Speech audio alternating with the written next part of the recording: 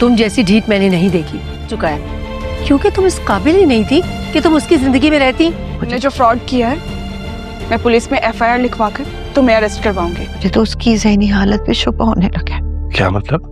मरने मारने की बातें कर रही है। शहराम तुम्हें तलाक देकर अपनी जिंदगी से निकाल चुका। जरा जरा सी बात पे लड़ना शुरू हो जाती है।